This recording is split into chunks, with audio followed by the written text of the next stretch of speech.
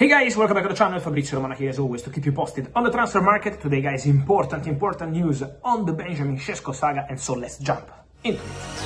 Okay.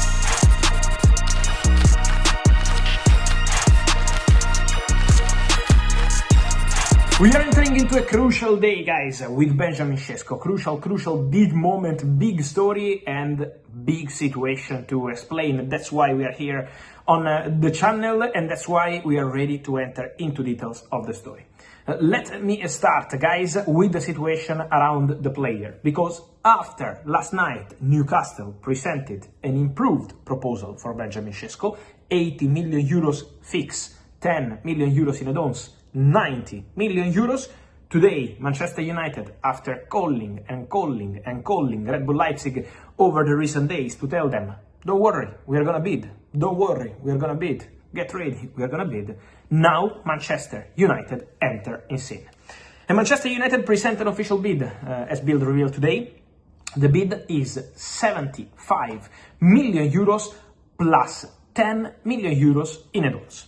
So 85 million euros package from Manchester United after 90 million euros package from Newcastle United.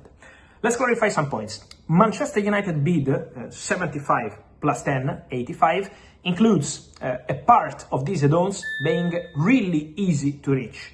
You remember what I told you for Victor Gyökeres earlier this summer? Sometimes in the transfer market world, it's very easy to go and say numbers like 20 million euros, 10 million euros, 15 million euros add-ons. But then the add-ons can be very easy to reach, so almost guaranteed, maybe when you play, I don't know, just for example, 5 games, 10 games, 15 games.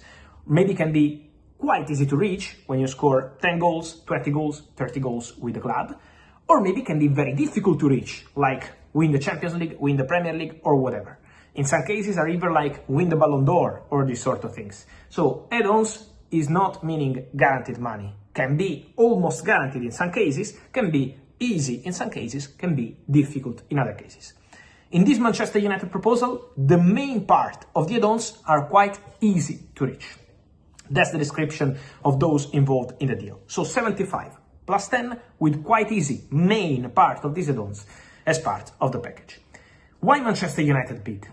First point, a message to Red Bull Leipzig. Okay, after spending 2 weeks talking, after spending 2 weeks telling you, okay, we are gonna bid at some point, they wanted to show that now, after Newcastle sending that kind of bid, they are serious, they are really in the race, they are not just playing with that one. Second message to Newcastle, okay, you are bidding, but we also have the money. We are also in the race. Your bid is higher, because Newcastle bid now is higher, but Manchester United want to show that they can compete. Third point, the crucial one, the player. Newcastle wanted to show to Benjamin Sesko that while Newcastle are pushing like crazy, Manchester United are ready to enter into the race. But remember what I always told you, Manchester United will only bid if they feel the player wants to join them. And what's important to mention is that sources at Manchester United on Tuesday morning guarantee that their feeling is that the deal between Benjamin Sesko and Newcastle is not done yet, because the player is waiting for Manchester United move.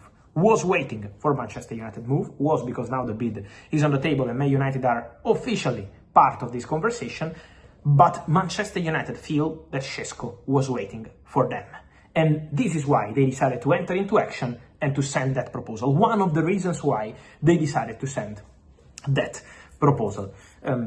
So now the battle is really ongoing. With 2 bids on the table, we have to test the patience of Newcastle, who have obviously spent many days waiting for Benjamin Sesko to decide, putting on the table a very big proposal, putting on the table for the player a very big contract. So Newcastle absolutely remain at the table at the moment, but they want an answer as soon as possible. After what happened with Ekitike, who was close to Newcastle and then joined Liverpool, after what happened with Brian Mbeumo earlier in the window, after what happened with João Pedro, who was a target for Newcastle and decided to go to Chelsea, they want an answer from Benjamin Sesko. They want to resolve this situation as soon as possible. So that's the point. Also important to mention, guys, that obviously this point for Newcastle will be really important to understand also the future of Alexander Isak. Because Alexander Isak and Liverpool deal is on hold in this moment, waiting for Newcastle to communicate. If Newcastle sign Benjamin Sesko, can be way easier for Liverpool to return to the table, bid and get Alexander Isak. Because if Sesko goes to Newcastle, for sure Liverpool will be back at the table and will bid again for Isak. Despite they told you they will not bid anymore. They will bid if Newcastle open the doors.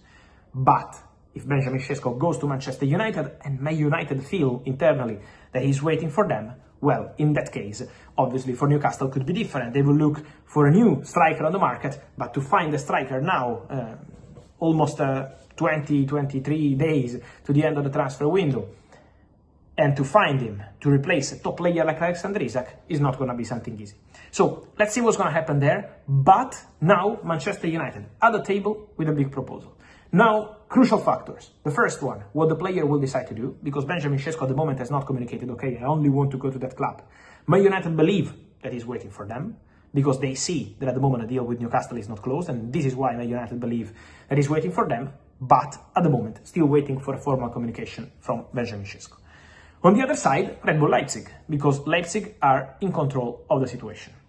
Now, with two bids on the table, 90 million euros, Manchester United with 75 plus 10, Newcastle with 80 plus 10. So Leipzig, obviously, are enjoying this situation. It's a bidding war, it's a big saga, the player is still not officially exposed, so Newcastle are quite happy with this situation.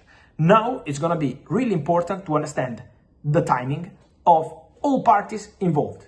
If Newcastle will decide to stay in this race, wait for Sesko, or to leave the table. And then, if Manchester United get to the numbers wanted by Leipzig, but the bid is a really important bid, and then Benjamin Sesko himself. Because Sesko has to make a final official decision, but the feeling of those internally at Manchester United, important people at Manchester United, is that Sesko was waiting for them. And this is why they decided to present an official bid. They decided to enter very strong in the race on this Tuesday. So now the Benjamin Sesko story is absolutely ongoing. Over the weekend, we had reports that he decided to go to Newcastle. Trust me, Man United would never bid if they already heard that the player agreed everything with Newcastle. And probably the deal was already done if he really agreed with Newcastle on Saturday when we had that rumor. At the same time, Newcastle are still at the table. Newcastle are waiting, Newcastle are hoping, Manchester United involved, and so let's follow the situation. But for sure, Benjamin Sesko saga is now entering into absolutely crucial stages. And so guys, let me know your thoughts on all these stories because there are many points, many details of this Benjamin Sesko story. So I'm curious about your opinion. I'm reading you in the comments. Where should he go? Manchester United or Newcastle? Why should he join? One club or the other? And also, what do you expect to happen? At the end, it's going to be Red Devils or it's going to be Magpies? So let me know your opinion, guys. Here in the comments. Remember to like this video, turn on the notification bell, subscribe to the channel. See you soon with Fabrizio. Ciao.